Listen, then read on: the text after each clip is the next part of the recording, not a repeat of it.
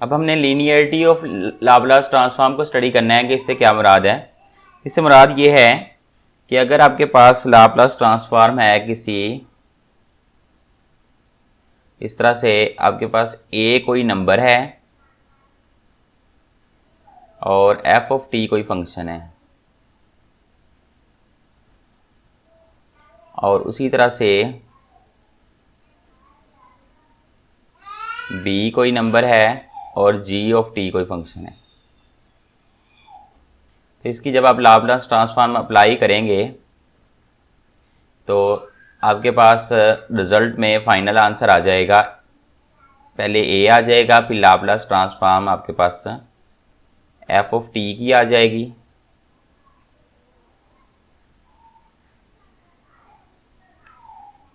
Plus b आ जाएगा, Laplace transform of g of t। अब इतना ज़्यादा मुश्किल नहीं है, अगर आप कोशिश करते हैं तो इसको प्रूव कर सकते हैं खुद भी, लेकिन मैं आपको थोड़ा सा बताता हूँ कैसे करेंगे।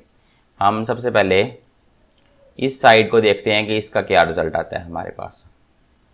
तो हम इसको दोबारा लिखने से बजाय इस जो लिखा है हमने, इसी को हम थोड़ा सा रेज कर लेते हैं।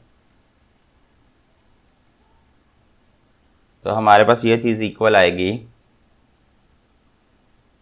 0 टू इन्फिनिटी आप पहले फंक्शन लिख लेते हो a into F of T. जिस चीज़ की लाप्लास ट्रांसफॉर्म होती है वो पहले आता है, या e की पावर माइनस एस टी के साथ उसने मल्टीप्लाई होना होता है, चाहे पहले कर लो चाहे बाद में कर लो। b into g of t ये आपका फंक्शन था जिसकी लाप्लास ट्रांसफॉर्म थी। अब आपने इसके साथ लिख दिया आगे e की power minus s t d T. अब आप क्या करो, नेक्स्ट स्टेप में आप इसको दो इंटेग्रल्स में डिवाइड कर लो, 0 टू इन्फिनिटी हो जाएगा। f ऑफ t के साथ e की पावर माइनस एस टी आ गई। उसी तरह से आपके पास यहाँ पे a आ रहा होगा, आप उसको ब्रैकेट्स से बाहर लिख लो, और आगे dt आ गया, प्लस 0 टू इन्फिनिटी इंटेग्रल दोबारा करो।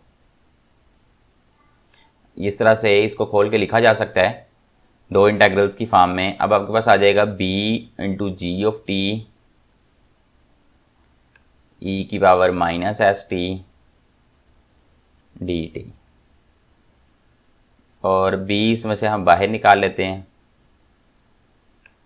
तो अब हमारे पास ये क्या लिखा हुआ है, ये लिखा हुआ है a times Laplace transform of f of t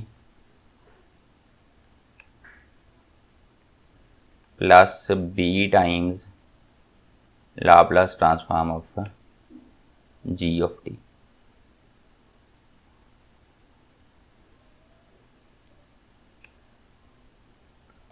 हम स्टडी करने जा रहे हैं फर्स्ट शिफ्टिंग थ्योरम।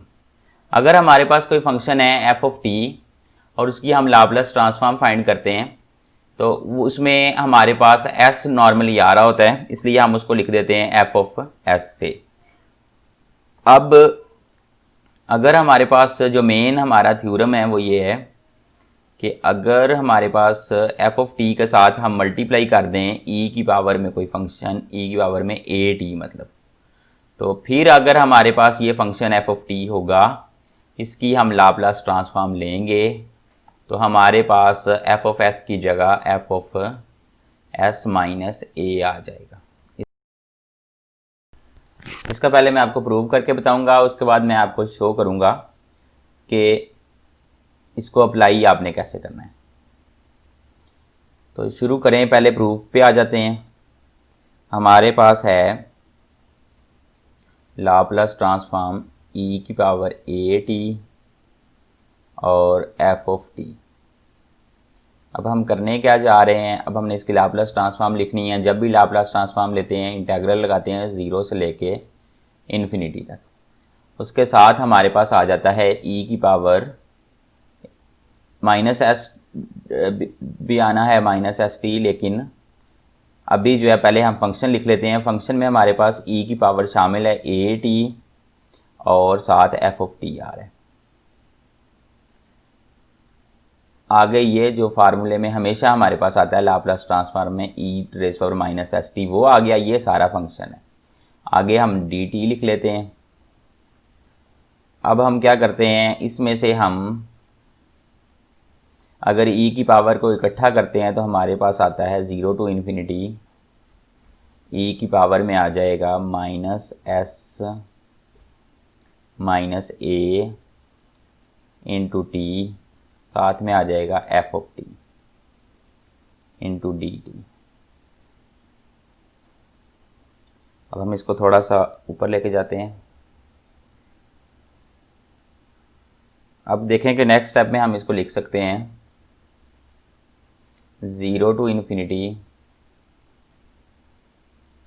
लेट हम कहते हैं कि एस माइनस ए जो है वो हमारे पास, आप कह लो कि एस माइनस ए आपके पास आर के बराबर है, तो हमारे पास आ जाएगा ई की पावर माइनस आर टी और F of T d T.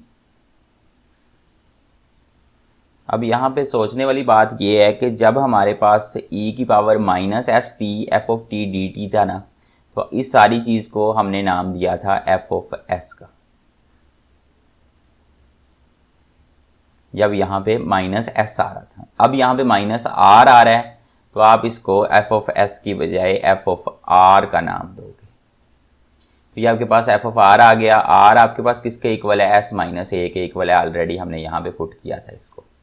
तो ये हमारे पास आ गया एफ ऑफ एस माइनस ए। यहाँ पे हमने फर्स्ट शिफ्टिंग थ्योरम जो है इसको प्रूव कर दिया है।